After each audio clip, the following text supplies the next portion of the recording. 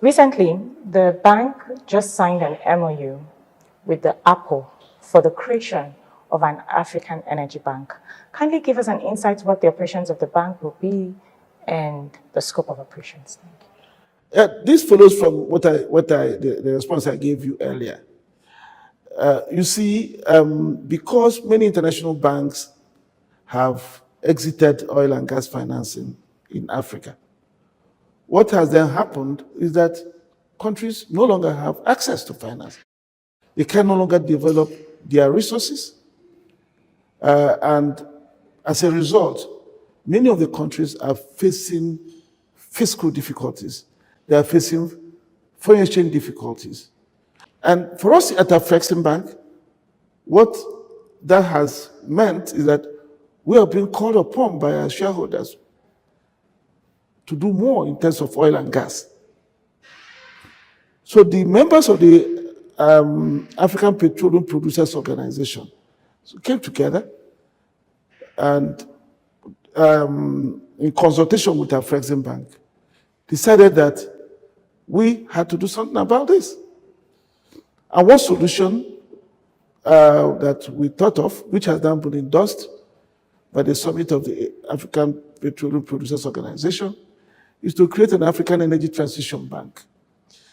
The intention is that this bank will focus on financing oil and gas while preparing the countries for an energy transition in a way that is orderly. It will help us to ensure a just energy transition. One that recognizes that we have to meet the needs of today while we plan for those of tomorrow. So the needs of today are the livelihoods we need to preserve. And the needs of tomorrow is preserving the climate so that we leave something for our children. We do not think that these are contradictory. If we don't solve the needs of today, no matter the goals you set for tomorrow, it will never be achieved.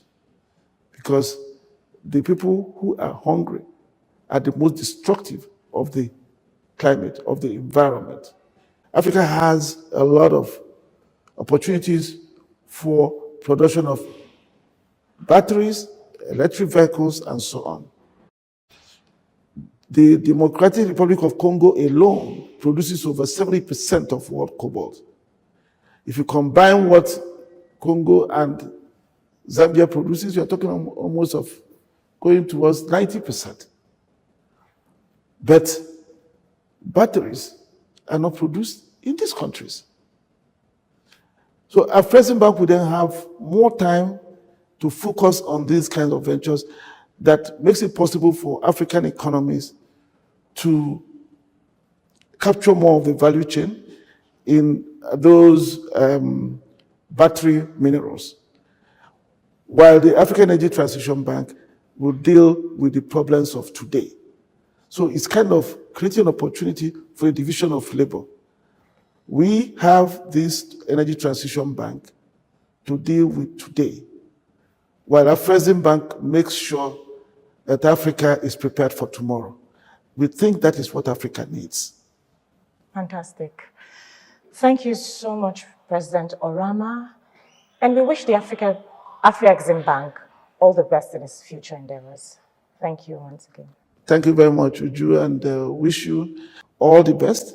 And we hope you will use the channel and the media to be able to mobilize our people so that they are aware and alive to the challenges we must all confront.